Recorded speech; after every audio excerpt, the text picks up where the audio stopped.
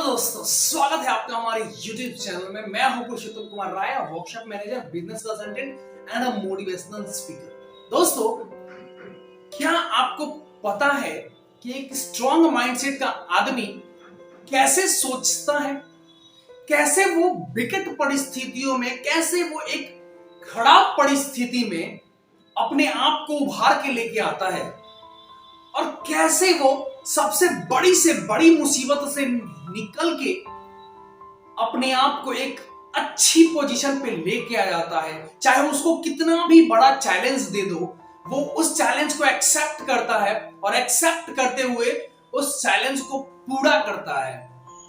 क्या खामियां होती है एक वीक माइंडसेट के आदमी में और क्या अच्छाइयां होती हैं एक स्ट्रॉन्ग माइंडसेट के आदमी में, ये हम आज डिफरेंस समझेंगे।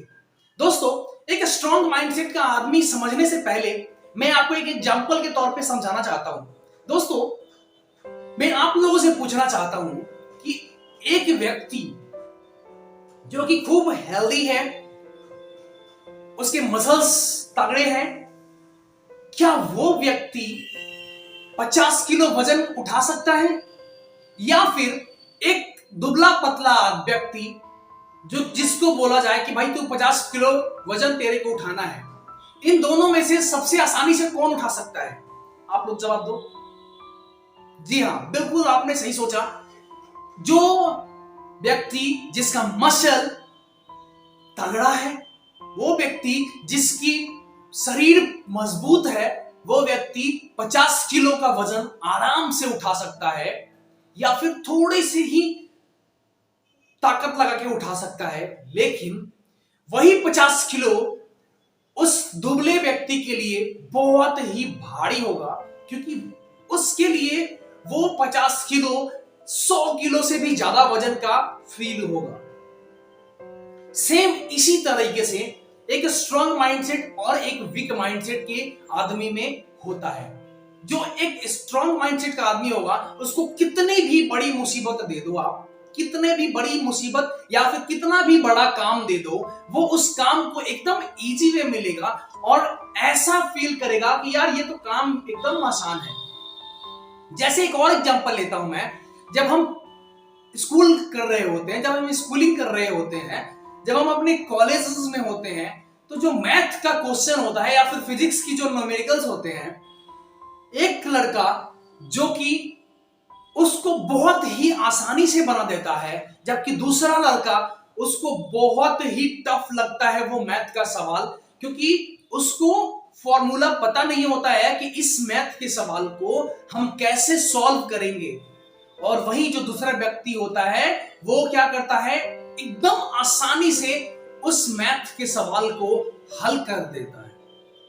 सेम थिंग्स होता है हमारे strong mindset and week mindset के आदमी के साथ में। तो ये था हमारा difference strong mindset and week mindset के बीच का। अब हम जानते हैं कि स्ट्रॉन्ग माइंडसेट की पहचान क्या होती है, कैसे हम अपने आप को स्ट्रॉन्ग माइंडसेट वाला आदमी बना सकते हैं।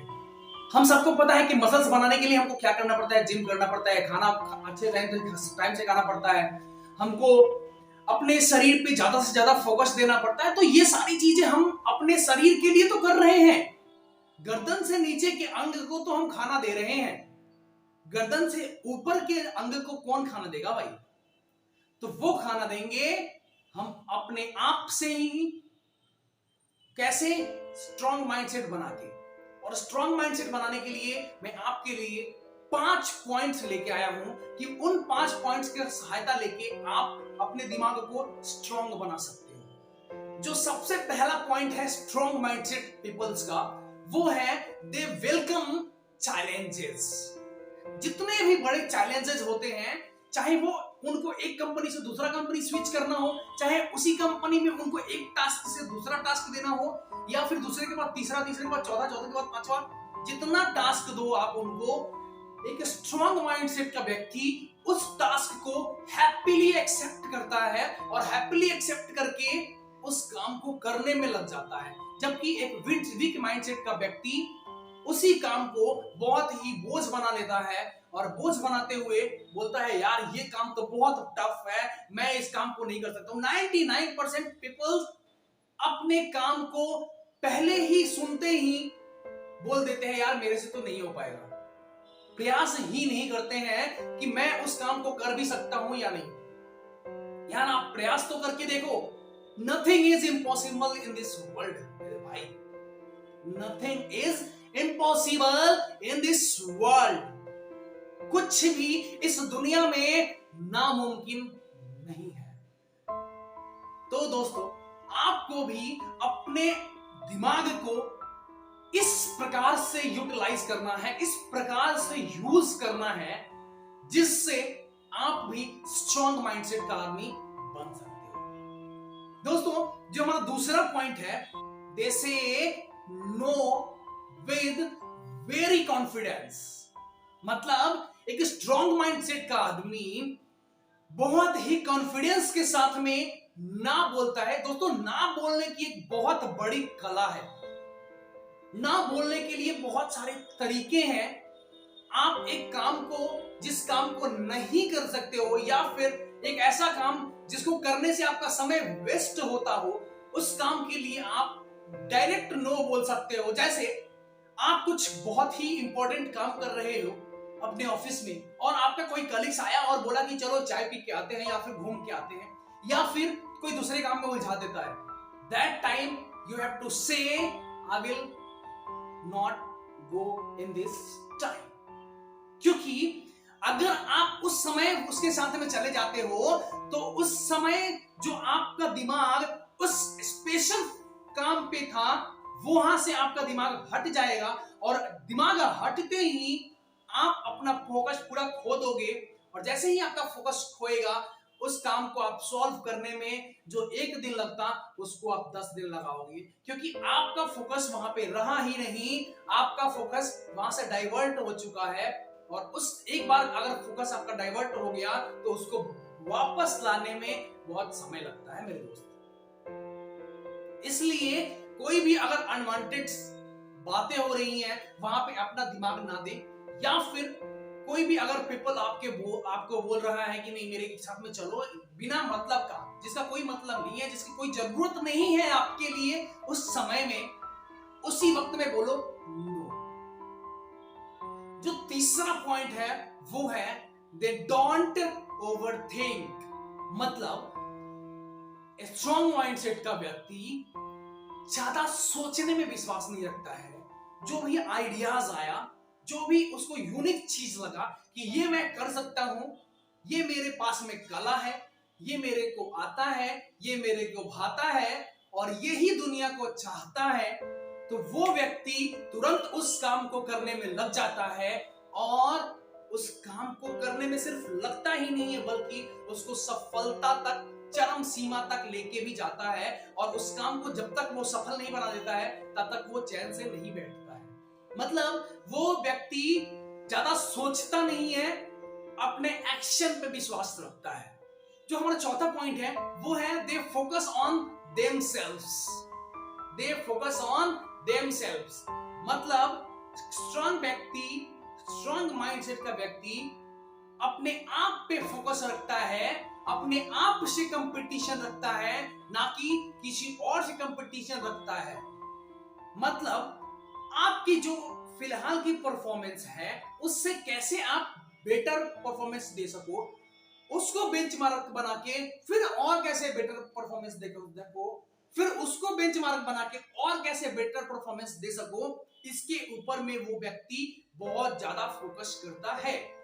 तो आपको भी अपने आप पे फोकस देना चाहिए, आपको भी अपने दिमाग पे फोकस देना चाहिए। आप कैसे प्रॉब्लम सॉल्वर बन सको, प्रॉब्लम क्रिएटर नहीं बन सको, इस पे आपका ज्यादा से ज्यादा समय और ध्यान जाना चाहिए। हमारा जो पांचवा पॉइंट है वो है they don't hold N V.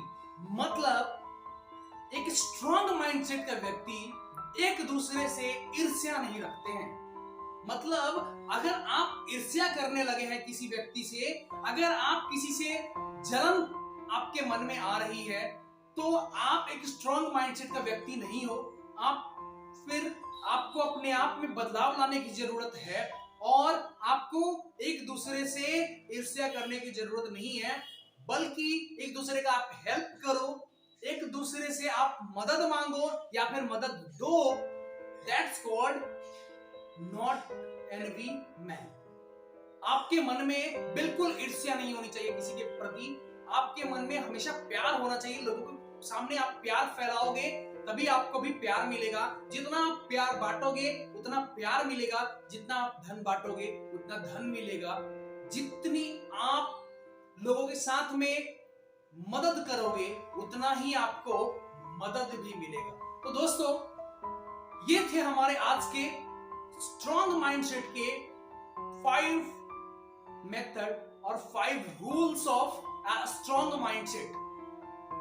How to be a strong mindset people, इसके बारे में हम आज इस पूरे वीडियो में जाने। अगर आपको ऐसी ही वीडियो चाहिए या फिर किसी भी टॉपिक पे आपको वीडियो चाहिए तो आप नीचे कमेंट में लिख सकते हैं। आपको अगर ये वीडियो पसंद आया हो तो लाइक करें, अगर पसंद नहीं आया हो तो डिसलाइक करें। आज का ये वीडियो देखने के लिए बहुत बहुत धन्यवाद। अगर आपको ये वीडियो अच्छा लगा हो प्लीज चैनल को सब्सक्राइब करिएगा, शेयर करिएगा अपने दोस्तों के साथ में, क्योंकि ये वीडियो बहुत ही हेल्पफुल है, आपके दोस्तों को भी मदद कर सकता है। मिलते हैं एक नए वीडियो में नई ऊर्जा नई उत्साह के साथ में। तब तक के लिए जहां भी रहिए मस्त रहिए एंड ग्रो करते रहिए।